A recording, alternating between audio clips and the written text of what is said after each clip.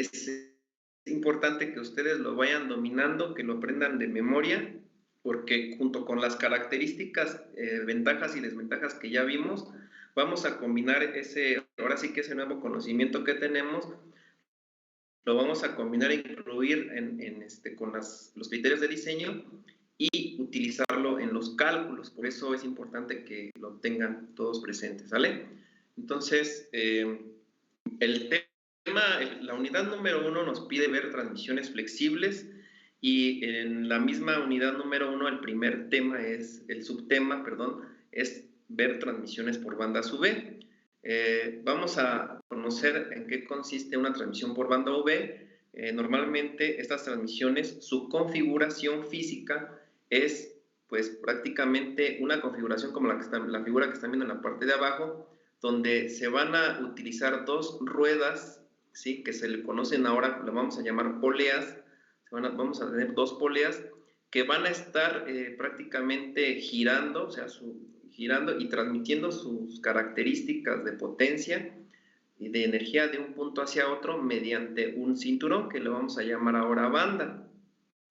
Hay varios tipos de bandas, como ya lo hemos visto anteriormente. La banda que vamos a ver ahorita, su característica es la banda sección V. Su sección transversal es como la figurita que están viendo aquí a la parte de arriba, donde si ustedes cortaran la transmisión por banda, de forma transversal, van a ver un área que se parece una como V, ¿sí? Y esta banda, la forma que tiene de una V es una forma que se aprovecha su geometría para que pues, pueda alojarse en una polea cuya pues, superficie de la polea tiene la misma forma de una canaleta, como si fuera la V, como una especie de cuña, que se incrusta en ese hueco la banda, en la polea, para poder transmitir potencia haciendo contacto en las dos paredes laterales.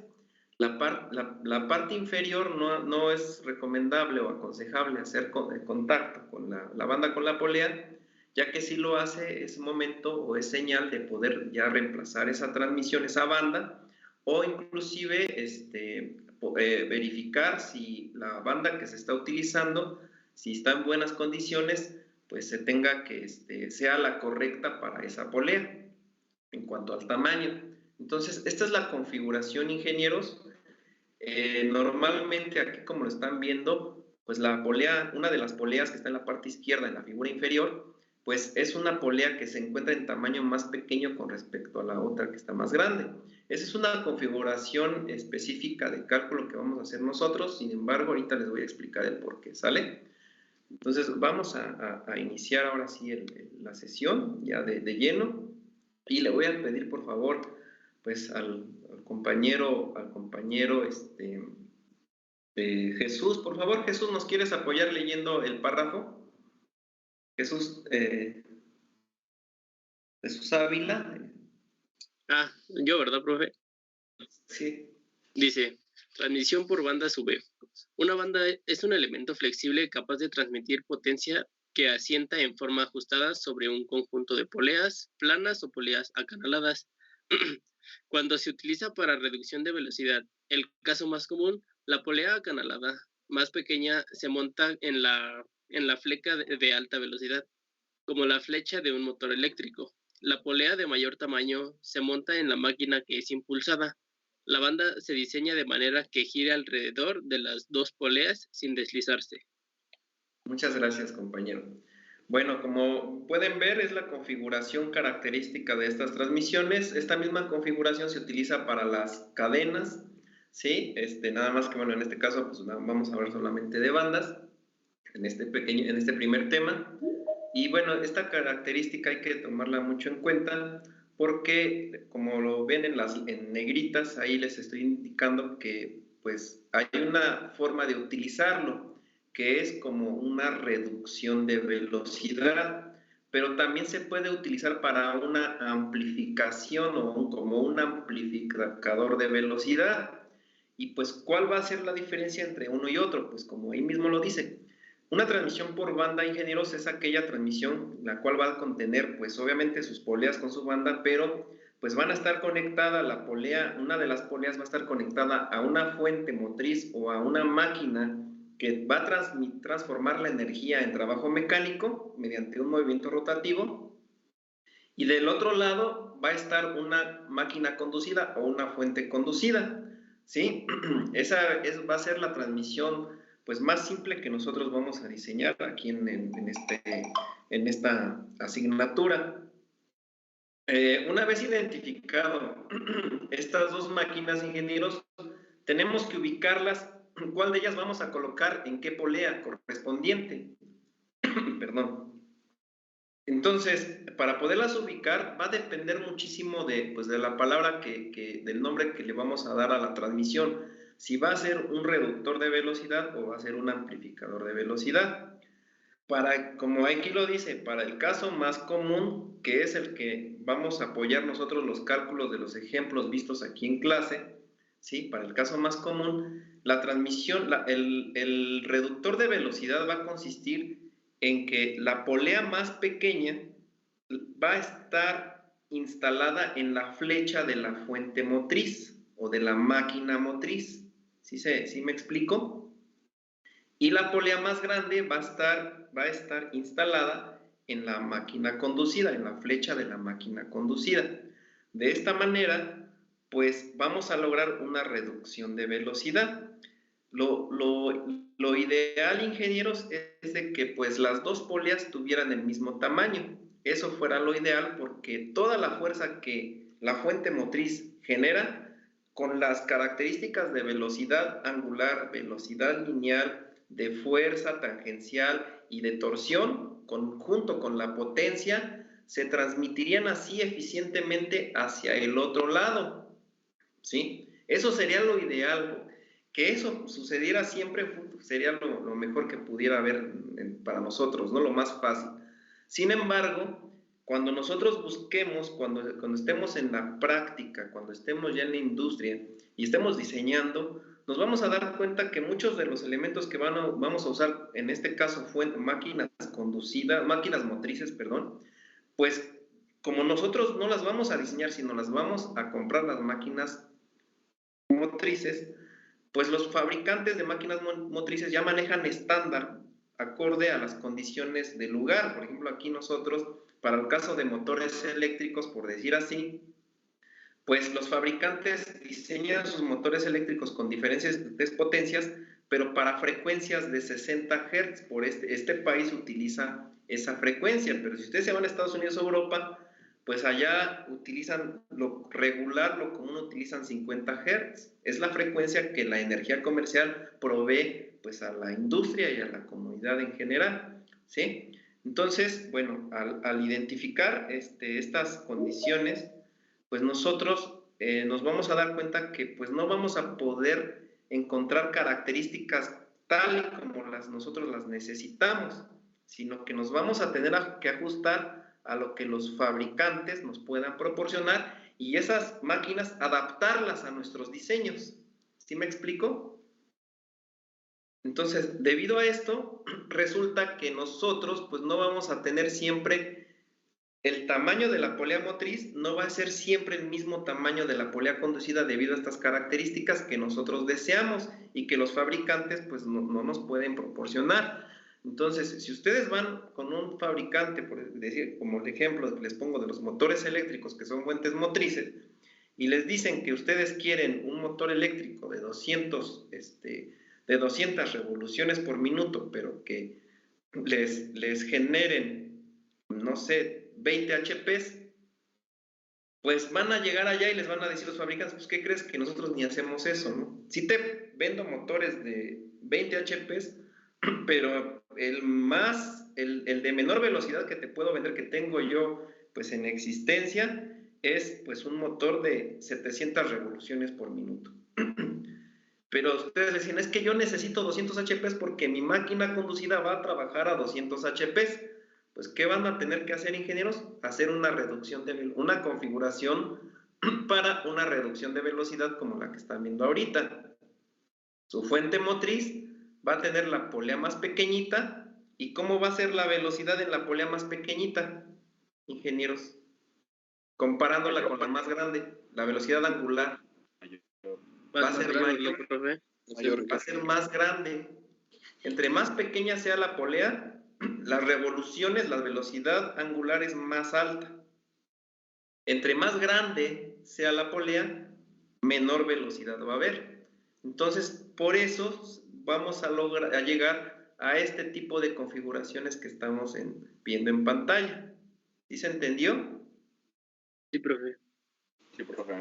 Por eso siempre vamos a llegar. Lo ideal es que fuera 1 a 1, de verdad. El que logre eso, pues en alguna máquina, pues qué padre, porque le facilitó muchas cosas. Inclusive la misma eficiencia en la transmisión es la mejor, pero pues no siempre se va a lograr eso debido a que pues no siempre vamos a encontrarnos con las características deseadas con otro tipo de maquinarias que pues ya están en existencia.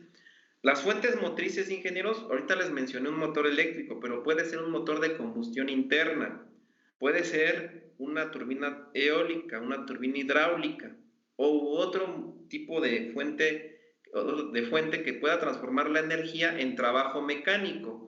Si me quieren recordar cuál era la característica del trabajo mecánico que nosotros necesitábamos que se transformara para poderlo usar en transmisiones de potencia mecánica,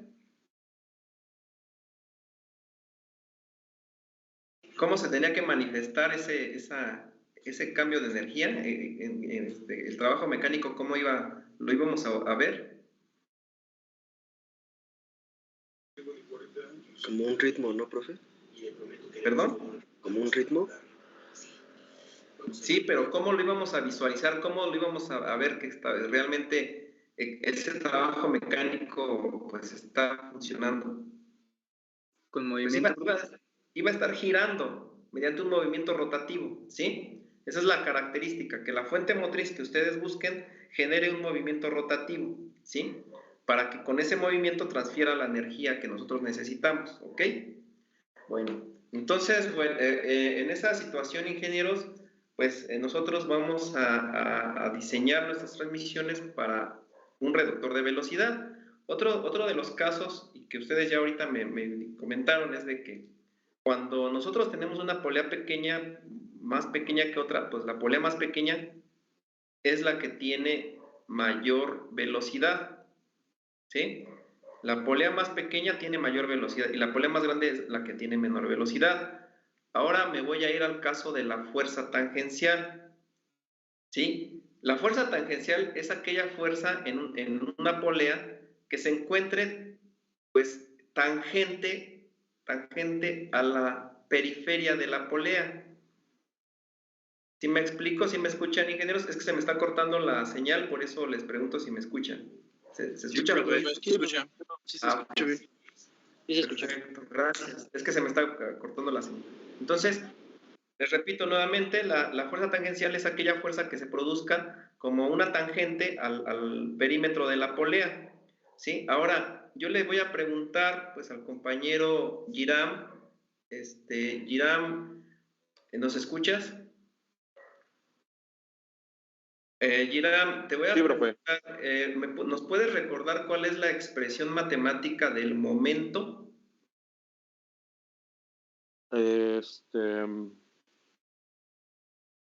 No me acuerdo.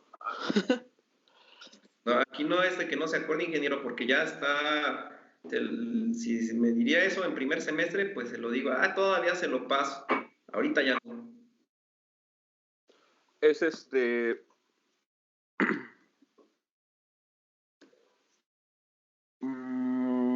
Lo voy a regresar fuerza por distancia, ¿no? Fuerza por distancia, perdón, es que... Fuerza por distancia, exactamente. Sí.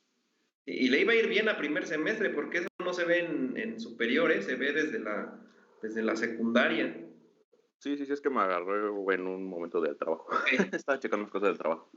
Pues es que no deben checar nada ahorita del trabajo, compañeros. Cualquier persona que esté haciendo una labor diferente a la clase, les voy a pedir que salga de la clase y si no lo voy a sacar yo si lo detecto.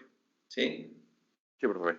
O sea, se los comento a todos porque aquí es la atención a la clase. ¿Ok? Bueno, pues la expresión matemática del momento es fuerza por distancia, ingenieros. Y ese concepto de momento lo vamos a manejar muchísimo en transmisiones de potencia mecánica. De hecho, nosotros ya no le vamos a decir momento, le vamos a decir par de torsión, ¿sí? Que es el mismo concepto, el par de torsión o el momento también de torsión.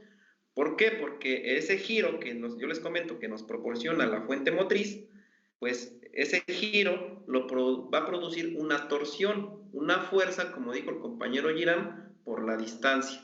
Ahora, si ustedes ven aquí las figuras nuevamente, me voy a la polea más pequeña, y ustedes imaginan que hay una fuerza tangencial en la periferia de esta polea pequeña, pues si yo la multiplico por la distancia, voy a generar un momento. ¿Y cuál sería la distancia, compañero Pedro? Pedro Jesús. ¿Cuál sería la distancia de esta polea pequeña si yo pongo aquí una fuerza tangencial y quiero conocer el momento? Pues ¿cuál sería su distancia? Sería el...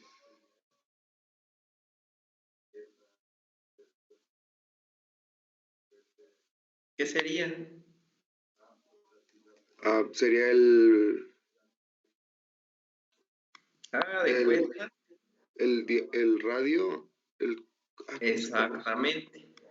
De cuenta que yo le voy a poner aquí una fuerza tangencial, aquí así por decir, en este punto. Aquí está la fuerza tangencial, esta es la fuerza tangencial.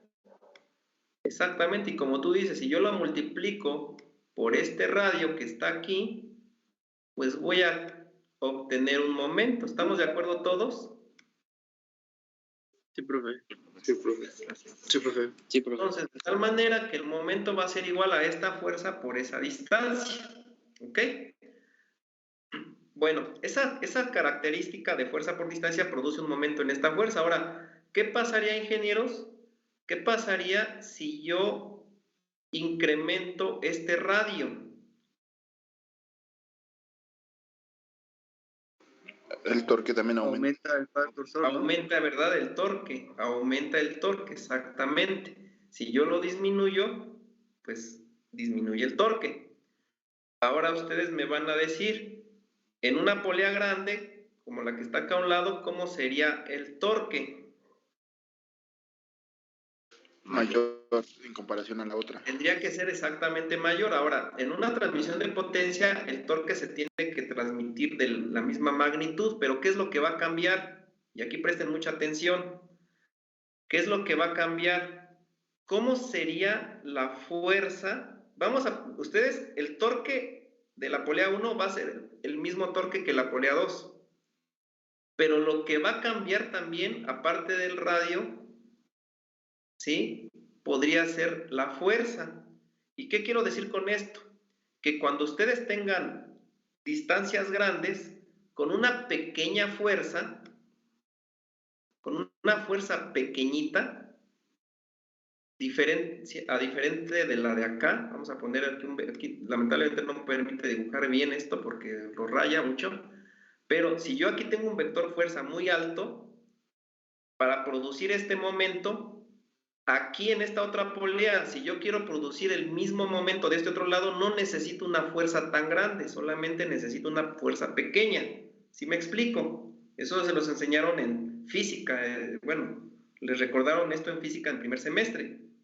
Bueno, pues lo que nosotros necesitamos es aprovechar esta geometría, esta simetría, geometría de los elementos, los tamaños de los elementos, para que con poquita fuerza se produzca un trabajo. ¿Estamos de acuerdo? Sí, profe. ¿Ingenieros? Por eso vamos a encontrar, pues obviamente, esta configuración. Ahora sí que déjenme ver si lo puedo borrar esto, porque ahí está. Por eso, esta configuración que ustedes ven en pantalla, de cuando vean una polea pequeña y una polea grande, es para aprovechar esta situación, que con el mismo par de torsión se produzca una menor fuerza para ejecutar un trabajo. ¿Estamos de acuerdo? Sí, profe. Sí, profe. Sí, profe. Sí, profe. Entonces, bueno, con esto, ingenieros, pues con esta configuración vamos a estar trabajando que es un reductor de velocidad. Siempre la fuente motriz, la característica, para los cálculos que hagamos ahorita en estas clases, va a ser que la fuente motriz tenga la polea más pequeña y la conducida tenga la polea más grande. Puede hacerlo al revés, ¿sí? Pero nosotros vamos a apoyarnos en que queremos aprovechar esa pequeñita, con poca fuerza queremos lograr ejecutar un trabajo, ¿sí?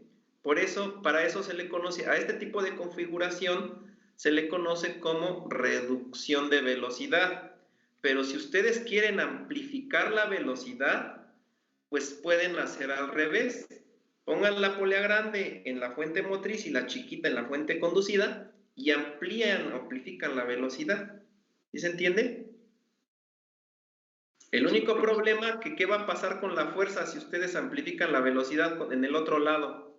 Se va a perder, bueno, va a disminuir. Va a ser menor, ¿no? Exactamente, o sea, van a requerir pues mayor fuerza para poder generar el trabajo. ¿Sí? ¿Sí se entiende, ingenieros? Sí, profesor. Sí, profe. Sí, profesor. Bueno, entonces vamos con esto. Entonces, ahora, otro punto importante, ingenieros, que quería ver con ustedes con respecto a esta lámina que vemos aquí, es que pues la configuración de la transmisión, que pues es un reductor de velocidad, que veamos que aparte en las poleas, físicamente una polea, ay, perdónenme, y quise usar el cursor, aquí está. Físicamente en las poleas cuentan con un diámetro, como aquí lo ven, va a haber un diámetro, pero el diámetro que nosotros vamos a usar en los cálculos es muy diferente al diámetro físico que tiene la polea. Si ustedes toman una polea de algún lado, si van a sus vehículos, a sus automóviles y ven las poleas, los diámetros que van a ver en primera instancia son diámetros físicos, es decir, que lo que van a lograr ver ustedes es un diámetro exterior de la polea y un diámetro interior de la polea. En el caso del diámetro exterior de la polea, es aquel diámetro físico que pues prácticamente de extremo a extremo de la polea, y el diámetro interior es el diámetro físico de donde empieza la canaleta en la parte de arriba, como vemos acá en la figura de arriba, la canaleta de arriba con el mismo punto pero en la parte de abajo. Ese es el diámetro interior, pero el diámetro que nosotros vamos a usar es un diámetro imaginario, ingenieros, porque no lo van a poder ver, solamente lo utilizamos los ingenieros en los cálculos, y se le conoce como diámetro de paso. Ese diámetro de paso es importantísimo porque en todas las transmisiones de potencia mecánica que vamos a ver aquí en clase, se utiliza, y es importante que lo ubiquen. Solamente ustedes lo van a poder ver, físicamente no se ve. Y el diámetro de paso, para que ustedes ahorita lo puedan visualizar, es el diámetro donde se encuentra la fuerza de tensión resultante en la banda. Y si ahorita la fuerza resultante de tensión en la banda que está aquí, ahorita otra vez voy a volver a ver aquí está, si me deja poner la plumita. Aquí va a haber una fuerza de tensión, ingenieros, de la banda. Miren, aquí ya puse el vector fuerza. Esta es la fuerza también, esta es la misma fuerza tangencial que produce el momento. Esta fuerza de tensión, ingenieros, realmente está produciéndose en toda la sección de la banda, se produce a esta altura donde están los hilos de maguey, los cordones, ¿sí? Hagan de cuenta que este puntito rojo que acabo de dibujar es la salida de ese vector que va hacia ustedes.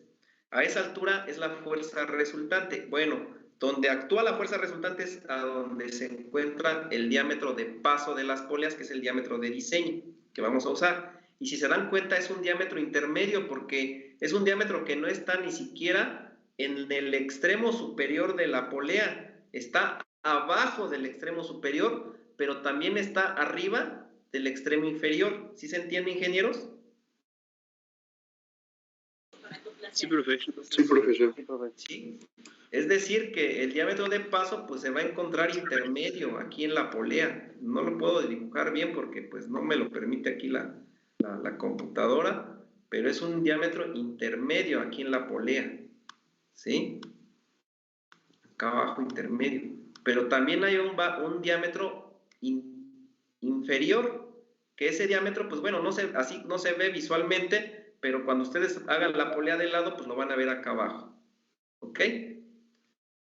Entonces, para que vayan conociendo los diámetros, ingenieros de paso, diámetro inferior y diámetro exterior. ¿Estamos de acuerdo? Sí, profe. Sí, profesor. ¿Alguna pregunta con esto? Ninguna, profesor. Por el Yo creo momento que no, no. profe.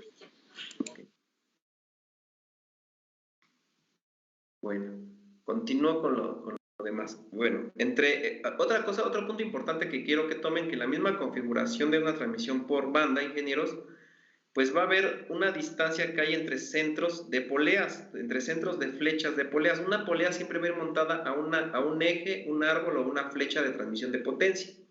La distancia entre centros, entre estos elementos, se le conoce así como distancia entre centros y le vamos a poner C mayúscula. Ese es otro punto muy importante de las transmisiones de potencia que vamos a ver por banda en este curso. ¿Sí? Vamos a la siguiente. Bueno, las transmisiones por banda, que son transmisiones flexibles que nos pide el programa, nos pide ver transmisiones por banda V, que es esa configuración física que forma como si fuera una V en nuestra sección transversal de la banda. Hay varios tipos de bandas V, ingenieros, o sea, muy aparte de que hay muchos tipos de bandas planas, bandas V, bandas dentadas, bandas circulares, ¿sí? Bandas trapezoidales, etcétera. Solamente nosotros vamos a ver bandas V, y de estas bandas V vamos a ver dos clasificaciones, porque se subdividen en otras dos. Unas de ellas que nos maneja el programa, por así que es su tema que nos maneja el programa, son bandas industriales de trabajo pesado. ¿Y cómo las van a identificar ustedes? Las bandas V industriales de trabajo pesado son las bandas que se clasifican con la letra A, con la letra B, con la letra C, D y E. ¿En qué consiste cada una de esas letras? Consiste en la dimensión del lomo que tiene esta banda.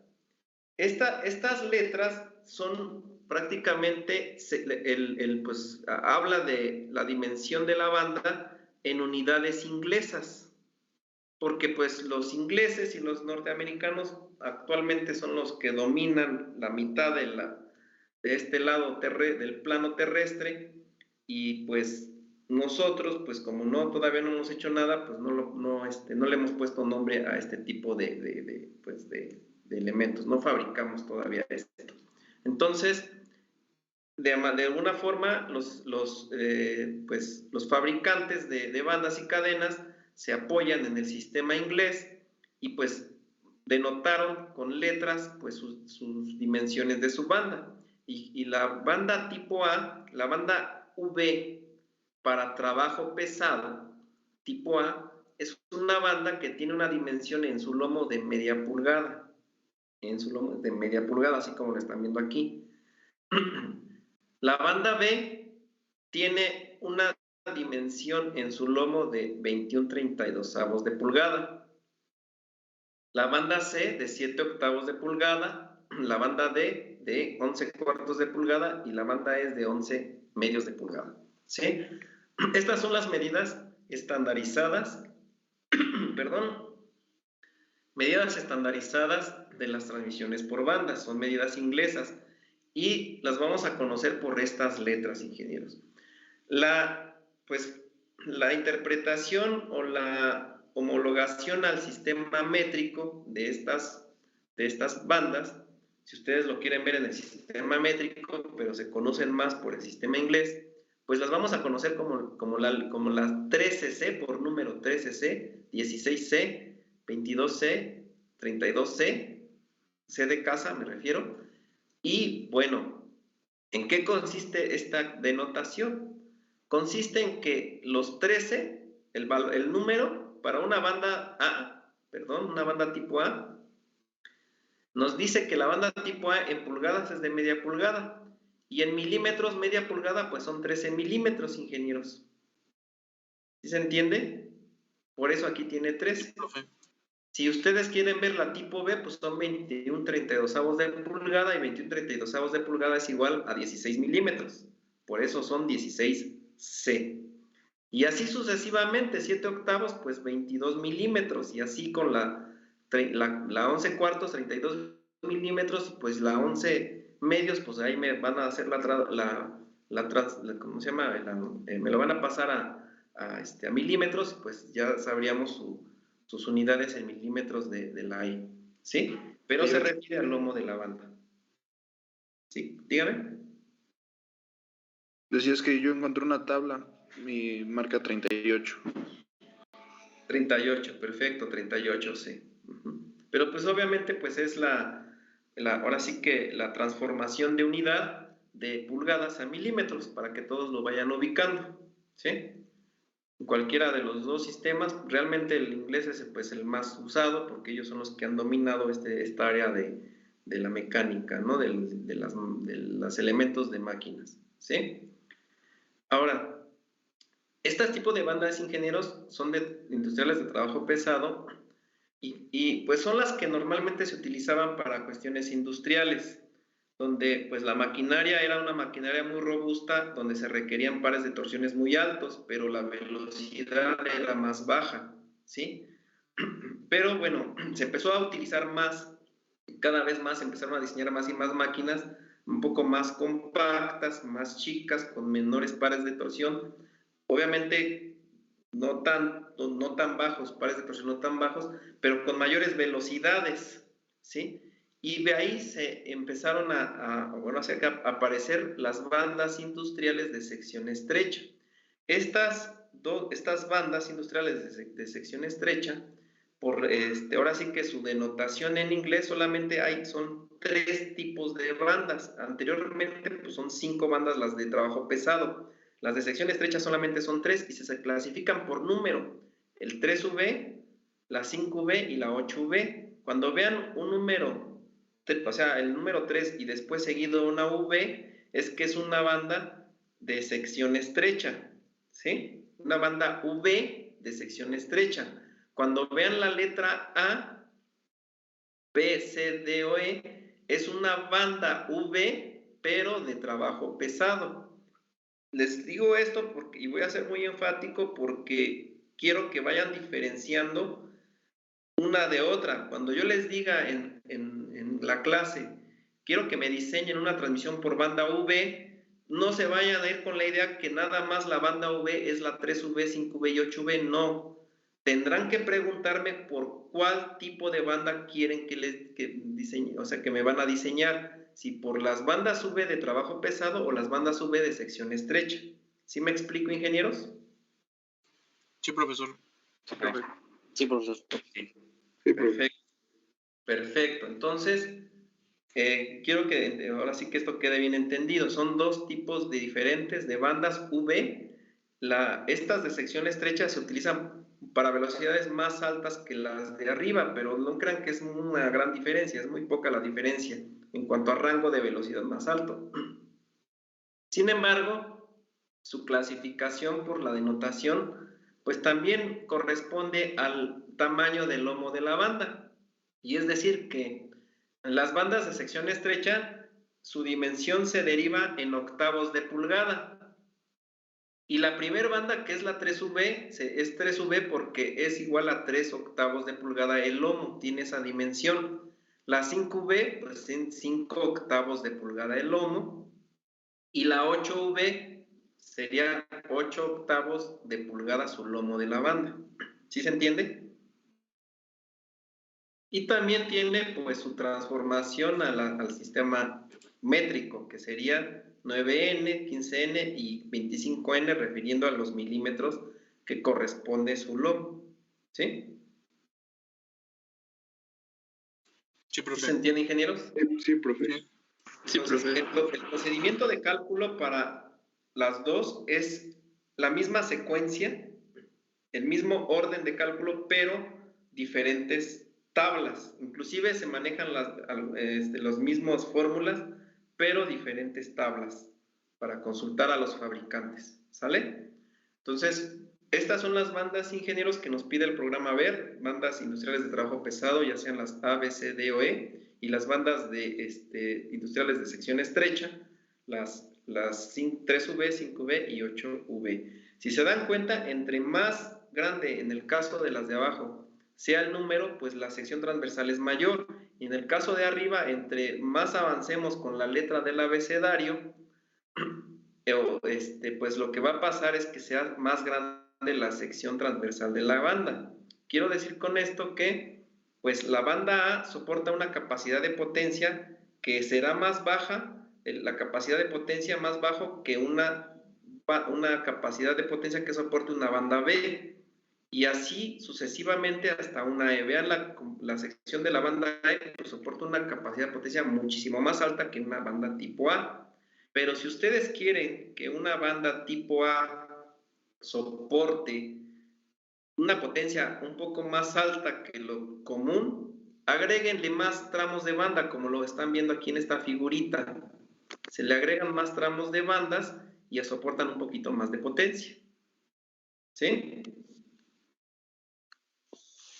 Sí, profesor. Y es una práctica muy común en la transmisión de potencia mecánica, que ustedes, para poder un tipo de banda quieren que soporte más potencia, pues le agregan más, ¿sí? O simplemente se brincan a la siguiente que soporta mayor potencia. ¿Ajá? Realmente en los cálculos que vamos a desarrollar más adelante, el cálculo les puede dar hasta 10 bandas, ¿sí? Pero si su necesidad como ingenieros dicen, no, es que son un buen de bandas y no van a caber ahí todas las bandas en donde quiero instalarlas, pues brínquense a la siguiente sección y les va a ir disminuyendo las bandas. Pero va a depender de muchas características más, ¿eh? No nada más es así brincarse por brincarse. ¿Sí? Entonces, bueno, ingenieros. Pues las bandas UV, ingenieros, su sección transversal es como lo están viendo ahorita en pantalla, aquí donde les estoy mostrando el cursor, ¿sí? Pero también estas bandas son las más comunes, trabajo industrial, pero si ustedes van a usar poleas más pequeñas de 3 pulgadas, de 2.5 pulgadas, se les recomienda que utilicen bandas UV como las que están aquí, ahora les estoy mostrando con el cursor, ¿sí? Estas bandas que son UV también, se parece que tuvieran, aquí tienen una pequeña muesca, como dientes, forman como dientes. No son bandas dentadas de sincronización, no lo son.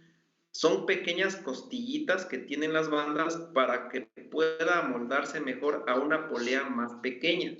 Yo les recomiendo que cuando estén usando poleas de 3 a 2.5 pulgadas utilicen mejor este tipo de bandas, porque les va a ayudar a que embonen mejor en la polea y se pueda transmitir la potencia más eficientemente. ¿Sí? ¿Se entiende? Sí, profe. Ese tipo de banda es la que se utiliza en los carros, ¿no, profe?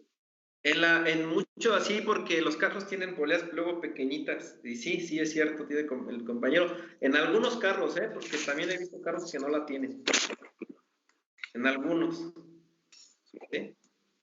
Y también hay, o sea, así como estas bandas, hay bandas también que no son A, B, C, ni D, ni E, ni tampoco 3V, 5V y 8V, se conocen como bandas automotrices. Si ustedes quieren conocer más sobre ellos, o sea, en internet busquen bandas automotrices y viene una clasificación así como esta, ¿sí? Son bandas UV, pero automotrices. Nosotros nos pide el programa ver, pues ahora sí que de trabajo, de industriales, bandas industriales, no automotrices, ¿sí? Bueno, si ustedes se dan cuenta ahora en la figurita que está acá a un lado, ingenieros, la tercera figura, en la parte superior derecha, pues es una banda que es, ahora sí esta banda sí es una banda dentada. Esta banda se le conoce como banda dentada o banda de sincronización. Estas bandas en la robótica se utilizan mucho porque los movimientos que se pueden producir con ellas son precisos y muy lentos. Es una característica que pues las bandas han ganado actualmente, ¿sí? Una de las ventajas que tenían las cadenas de las bandas es que manejan movimientos más precisos, más síncronos, ¿sí? Controlados. Una banda V no puede tener movimientos controlados, pero si ustedes usan una banda dentada como esta, van a poder ganar esa ventaja en bandas. ¿Sí se entiende? Y bueno, pues aquí se las muestro para que vean que existe también. También hay bandas, como les comentaba, que son bandas de varios tramos de bandas múltiples, que si ustedes desean transmitir mayor capacidad de potencia para un número de banda, pues le pueden agregar más tramos de bandas. Les repito, hasta 10 tramos se pueden lograr. Y la otra sería que hay bandas V, pero normalmente se le conocen como bandas hexagonales. Este tipo de bandas hexagonales se utilizan comúnmente donde existen poleas internas en la banda, pero también pueden tener poleas externas, como la famosa polea loca la pueden colocar externamente. La polea loca sirve para tensar mejor la transmisión, ¿sí? Para eso sirve la polea loca. O para usar o transmitir potencia a otro tipo de elementos, ¿sí? No sé si tengan alguna duda o pregunta con estas bandas. No, profe. No, profesor. Ok. Yo sí, profesor. Sí, dígame. Tal vez es un poco tonto, pero por decir en el que dice donde juntamos nosotros las bandas, he visto unas que vienen pegadas, por decirlo así. Son como estas que están aquí, ¿no? Ajá. Pero ahí te las venden, o bueno, las podríamos conseguir por si quiero unir 5, comprarlas así las 5 ya juntas, o... Sí. ya. Sí pueden. De hecho, dependiendo del fabricante que tú manejes, bueno, que se maneje, yo les voy a dar unos catálogos, ahí las vamos a ver. Pero, pues sí, o sea, según tu cálculo que hagas o que hagamos allá en clase, nos puede dar, como tú dices, por decir 5 bandas. Y lo mejor es utilizar bandas múltiples. O sea, bandas múltiples son bandas unidas, así como estamos platicando, ¿no? Bandas que están juntas como estas, como la figura. Más que bandas individuales, porque tú puedes usar bandas individuales en vez de bandas múltiples, pero lo mejor es usar bandas múltiples, bandas unidas. Aquí lo que sí va a pasar es que las poleas que tú vayas a comprar, que sean poleas para bandas múltiples. O sea, si vas a usar 5 bandas, compres una polea para 5 bandas, o 3 bandas, o 6 bandas, etc. ¿Sí se entiende? Sí, profesor, gracias. Sí, entonces, bueno, aquí nada más sería cuestión ahí con el fabricante, pero sí es posible, ¿sale?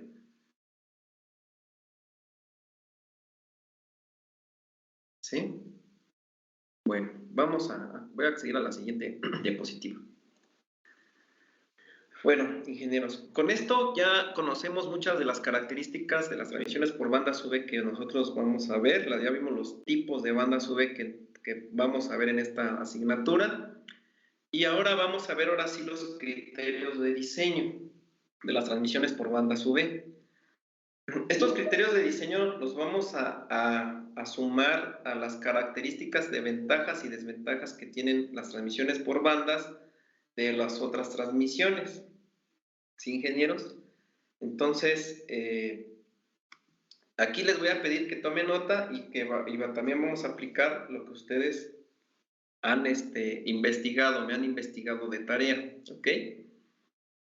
Entonces, para el caso de las bandas V, una banda V, el consejo que se les da y la recomendación es de que pues, donde las vayan a utilizar, la transmisión esté trabajando a velocidades como mínimo de 1000 revoluciones por minuto y un máximo de 6500 revoluciones por minuto, ingenieros. Estos son los rangos de velocidades a las cuales se recomienda trabajar una banda V. Las bandas planas pueden trabajar hasta 7000 pies por minuto, ¿sí? Pero solamente las planas.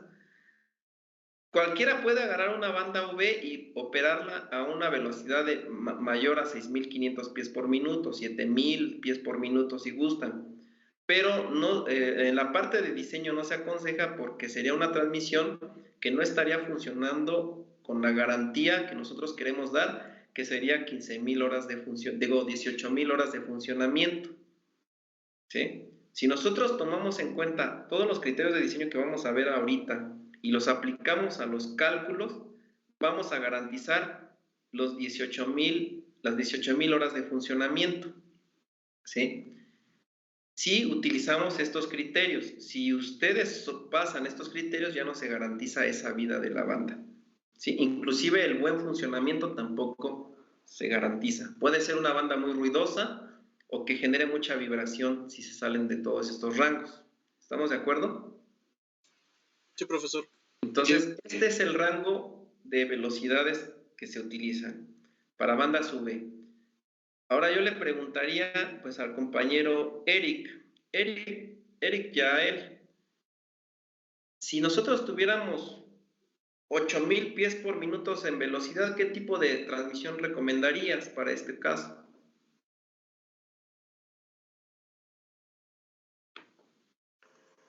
¿Me escucha? Sí, lo escuchamos. Si tuviera 8000, yo diría que cadena. No. ¿No? Las bandas y las cadenas tienen rangos muy parecidos de velocidad. Cierto, por engranes. Exactamente. Tendríamos que optar mejor por una transmisión de engranes, o sea, como todo mexicano podríamos agarrar y decir, nah, sí aguanta, y sí les va a aguantar un ratito, sí les va a funcionar, pero no es lo más adecuado, no les va a durar una vida mínima de 18,000 horas y pues va a tener muchos ruidos, va a generar muchas cosas ahí, ¿sale? Y pues en el caso de que fueran inferiores, pues ¿qué tipo de transmisión recomendaríamos? Inferiores a las 1000 revoluciones, compañero Rubén.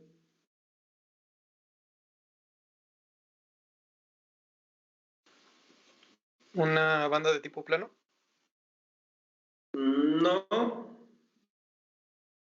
¿Será igual de engranes, no, profesor? podría ser igual de engranes o cadenas, ¿sí? Engranes o cadenas, por debajo de las 1000 revoluciones. Ya por debajo de esta velocidad, de hecho esa es la velocidad límite, ustedes cuando busquen la bibliografía de ingenieros, a lo mejor hasta ya lo encontraron y les decían la bibliografía que encontraron de 2500 revoluciones. Eso es lo ideal, que sea como mínimo 2500, pero tenemos un extremo de 1000 revoluciones. Ya por debajo de las 1000, lo que va a suceder es que la banda se va a deslizar mucho en la transmisión. La velocidad tendría que ser muy baja, pero se desliza mucho la banda y hay mucha pérdida de energía. Sí se puede utilizar, ¿no? Pues cambia a una cadena o hacer que lo cambien a una banda de nada. El caso de una casi se iguala a la de una cadena, ¿sí? Sí, profe. ¿Okay? Bueno, entonces, ¿qué pasaría si con las velocidades bajas, más bajas de esto? Como les comentaba, se deslizaría, requeriría, si ustedes para poder solventar ese deslizamiento de la banda, pues tendrían que tensar más la transmisión, recordando que para poder colocar una transmisión por banda, les había comentado que tendríamos nosotros que separar las máquinas o juntar las máquinas dependiendo de lo que queramos hacer. Si queremos quitar la banda, reemplazar la banda, tenemos que unir una máquina con la otra para dejar esa holgura y poder sacar la banda. Si la vamos a volver a colocar o poner una nueva, tendríamos que ahora separar las máquinas para ir tensando la banda y ajustarla. Y en los casos en donde pues, se utilicen velocidades más bajas de las 1000, tendrían ustedes que tensar mucho la banda. ¿Y eso qué provocaría? Pues una reducción en la vida de la transmisión. Yo lo he visto en maquinaria como las ferias, en las ferias lo han hecho, pero la vida útil es muy baja. ¿Sí se entiende? Sí, profe. A velocidades más altas, ingenieros, a velocidades más altas también lo que se producen es que hay mucho esfuerzo dinámico por las mismas fuerzas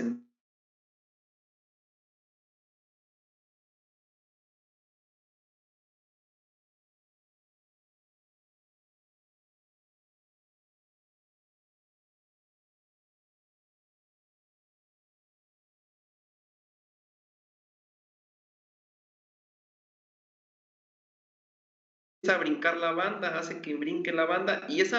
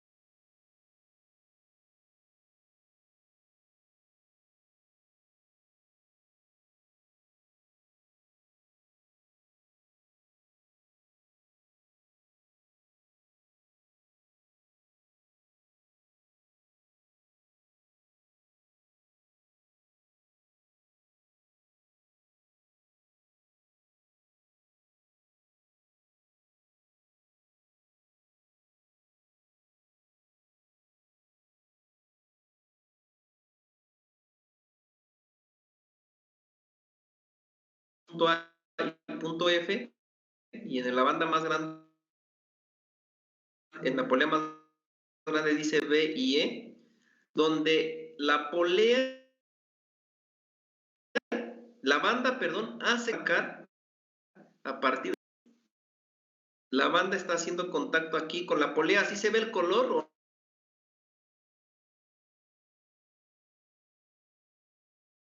o le cambiamos de color? No, sí se ve bien. No, sí se ve, profe. Bien, este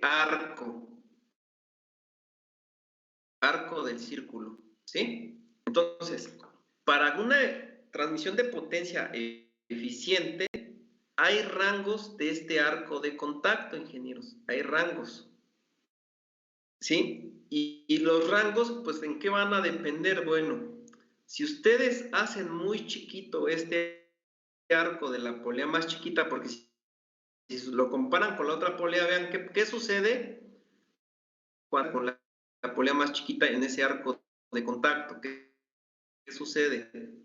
Se disminuye. Se hace menor, ¿no? Se disminuye, aunque se aumenta. ¿Qué pasa si la pequeñita la van haciendo más grande, casi llegar al tamaño de la más grande? ¿Qué pasa con el arco de contacto de la chica? Quedarían similares, ¿no? Bueno, parecidos. Ajá, va aumentando hasta quedar similares, ¿estamos de acuerdo? Por eso yo les había dicho que lo ideal que las dos poleas tuvieran el mismo tamaño, porque tendrían el mismo arco de contacto las dos poleas, la misma superficie de contacto que ayudaría a que la transmisión de potencia se pues mantuviera lo más eficiente posible de un lado a otro. ¿Estamos de acuerdo? Sí, Resulta que cuando nosotros utilizamos un reductor o amplificador de velocidad, una de las poleas va a tener menor superficie de contacto. Se está sacrificando la polea más chica, que sería la máquina motriz, ¿sí?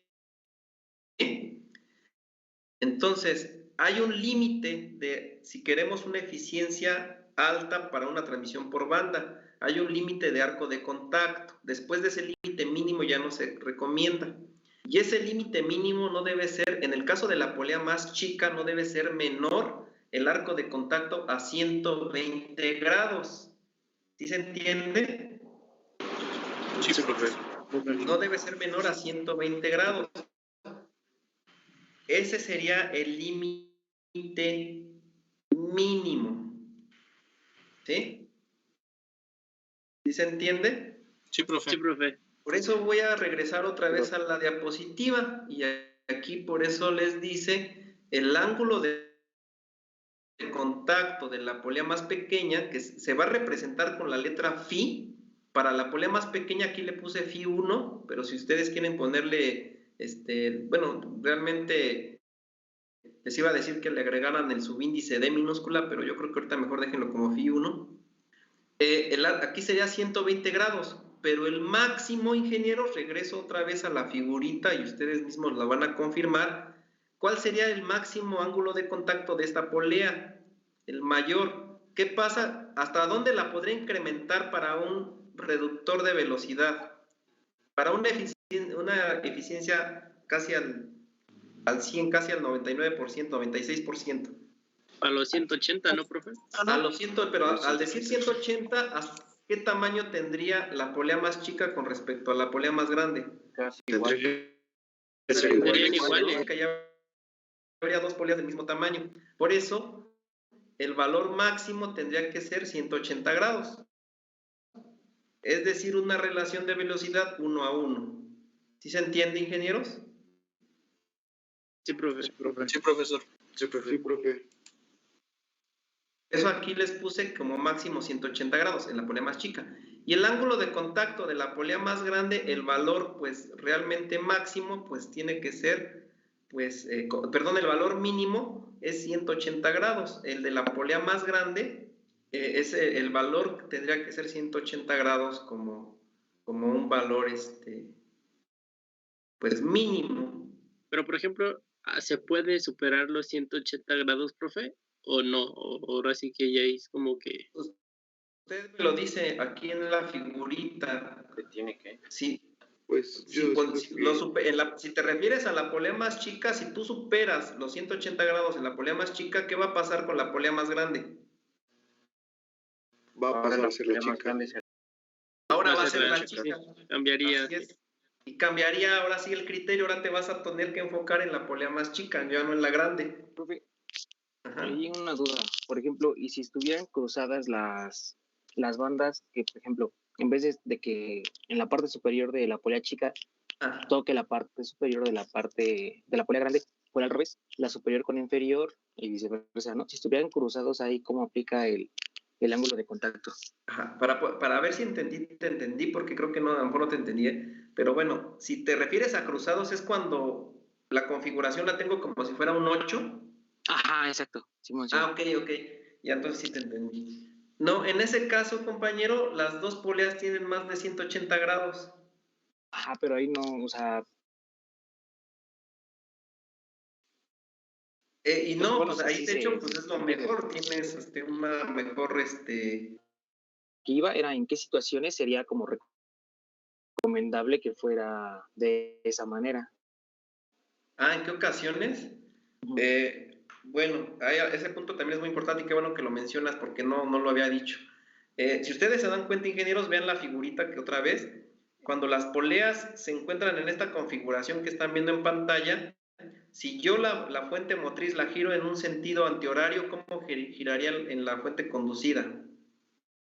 Igual, ¿no? Antihorario, igual. En el mismo sentido, ¿verdad? Es la característica de esta configuración, que si ustedes quieren que la fuente conducida gire en el mismo sentido que la fuente motriz, utilicen esta configuración. Pero si ustedes quieren invertir el giro de la fuente conducida, háganle la configuración de como si fuera un 8 y ahí invierten el giro. En esa aplicación solamente se utiliza esa configuración, compañero. Sí, perfecto. ¿Sí? Gracias. Es para invertir el giro nada más. ¿Sale? Bueno, ingenieros, pues les agradezco su atención a todos. Ya me parece, ya es hora, ¿verdad? Ya es el momento. Les voy a pasar lista. Les voy a pedir por favor que pues sigan trayendo los criterios de diseño. Nos quedamos en esta diapositiva, vamos a seguir viendo la siguiente, que serían otros datos más. Ya la siguiente clase, pues ya les preguntaré qué fue lo que han encontrado también más para complementar toda esta información y empezar a ver ya ahora sí los cálculos, ¿sale? El procedimiento de cálculo, ¿ok? Sí, profe, está bien. Que tengan un excelente día a todos, ¿sí? Hasta luego. Gracias por Gracias, profe. Igualmente. Gracias. Hasta luego. Profe. Hasta luego. Mejor veremos.